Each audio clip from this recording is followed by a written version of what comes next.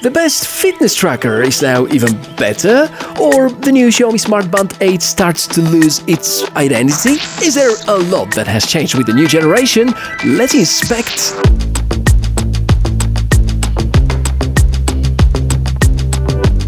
Hey, welcome to the channel, nice to meet you, I'm Michael, and this is the 8th generation of what happens to be the most popular fitness tracker in the world. That's the Mi Band 8, or the way they call it now, Xiaomi Smart Band 8. And through the years, this thing has maintained pretty much the same shape. It has been expanding in terms of functions, upgrading in terms of hardware, but throughout the whole time, it has been keeping a very attractive price, which I believe is the most important component of this success formula. So our task today is to explore everything meaningful about the 8th generation and figure out whether that's the right fit for you.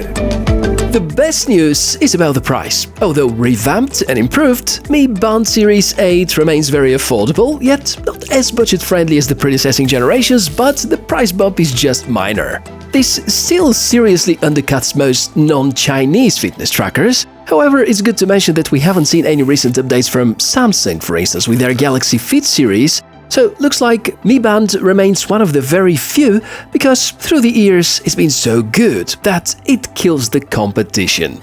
The unboxing experience is good, maybe kind of too basic this time. Looks like Xiaomi are trying to reduce the usage of cardboard, so here's the band, the charging cable and some instructions and warranty terms. Of course, there are a lot of different strap colors and variations. I'd actually recommend third-party solutions with a buckle, because there have been at least 4 times where I've unbuttoned the strap while taking my camera backpack off, so I consider this to be a very lucky unit. There have been multiple occasions where I could have simply lost it. Additionally, there is now a new way of attaching the strap to the band, which is in my opinion less reliable than what we got with the previous models. I can't really see good justifications about this decision, at least not from consumer perspective. The charging cable is also different, looks a lot like the Redmi Band's cables. The rest looks to be familiar, a nice and big display, and most of the sensors are on the back. So let's now dive deeper into the sea of specs, and then talk about how these relate to the actual experience.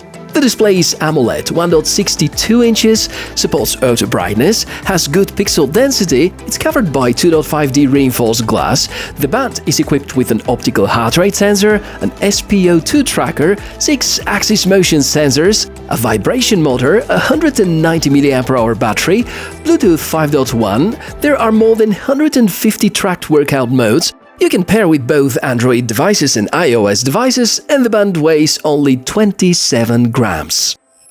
So overall, this thing very much looks like Xiaomi Smart Band 7, and many people could think that Xiaomi have taken the 7th generation and re-released it with new firmware, but that's not entirely the case. There are changes on the structure, for instance the straps. I'm a bit disappointed here, because instead of going in direction safety, because this buttoning mechanism is totally unreliable, Xiaomi have actually presented one more weak point, being those quick release brackets. I don't know, I somehow don't enjoy these, and it means that if you already have a bunch of replacement straps from generations 5, 6 and 7, you cannot use them with the 8th generation, and I really would recommend you to buy something with a buckle. Other than that, the hardware is also slightly changed. The display is now 20% brighter, topping at 600 nits in terms of peak brightness capabilities. Also, the battery inside is around 5% larger and supports quick charging, meaning that within 60 minutes you can have the battery fully recharged from 0 to 100%. There also are a bunch of new software features, some additional accessories, but overall, given the fact that there still is no GPS inside and the Bluetooth has been downgraded to Bluetooth 5.1, makes me think I'm not overly impressed by the hardware. So let's see about the software and the user experience.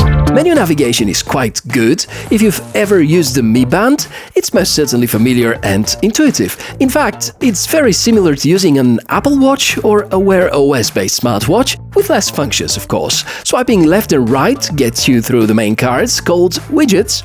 You can check some health details, weather forecasts, sleep cycles and so on. Swipe down and you're gonna see the notifications. Swipe up and this opens the app launcher. If you wonder where are the shortcuts, you can have them as a widget. I've configured them to be the first to open by swiping right. You cannot adjust the amount, but each and every app can be added as an additional widget, which is very functional. The amount of apps is not that significant, and since here we talk about very basic operating system, there are no ways to install new ones unless Xiaomi decide to include such as part of a firmware update. If you want to change the band style, there are plenty of watch faces, some of them even let you play some games, so think of this as a very easy and compact way to relieve some stress. Don't hold your breath though, this is not true gaming experience, but definitely a nice to have option for stress relief. The health tracking features are excellent again.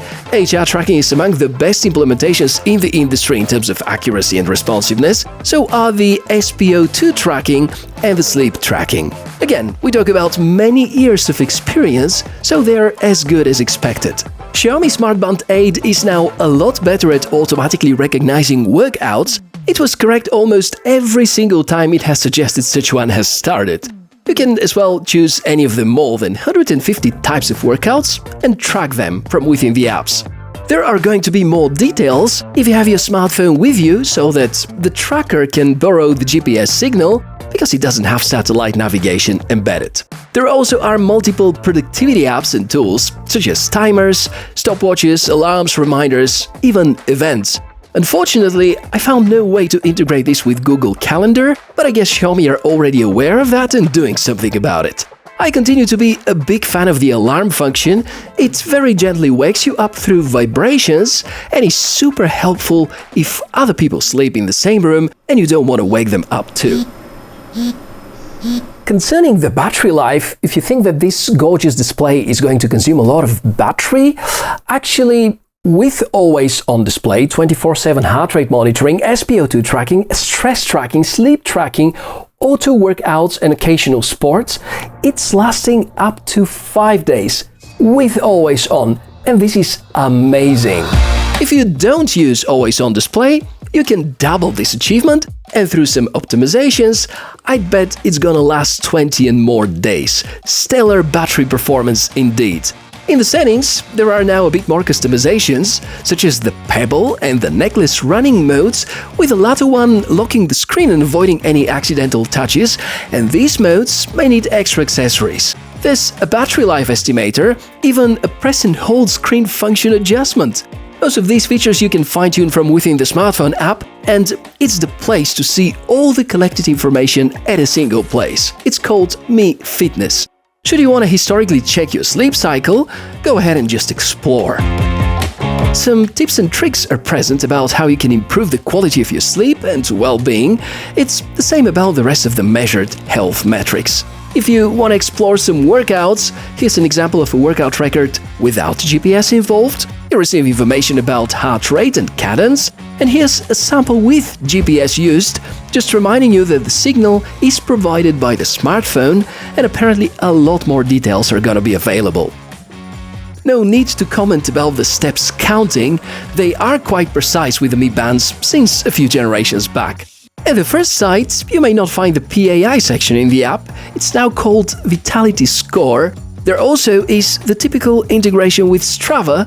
The thing that you cannot configure yet, however, are predefined answers for notifications, because apparently Xiaomi Smart Band 8 doesn't support such. Yet, I guess. Not sure if they're going to appear at all, because I've had the same kind of hopes related to the previous generation.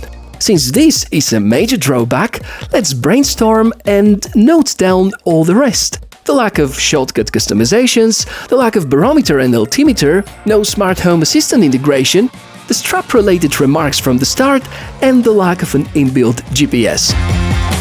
I guess this last drawback is giving us hopes that there might be a pro variation of the Mi Band series throughout 2023, which is bringing GPS function and NFC for contactless payments. But even as it is, at its current price point, I think that's an excellent, very solid, probably the best choice for a compact fitness tracker that you can go for. So that's everything about Xiaomi Smart Band 8, and if you want to share your opinion or you want to see what others have to say in regard to it, comments are down below the video. As usual, more information about the product, link to order it, some ways to support the channel.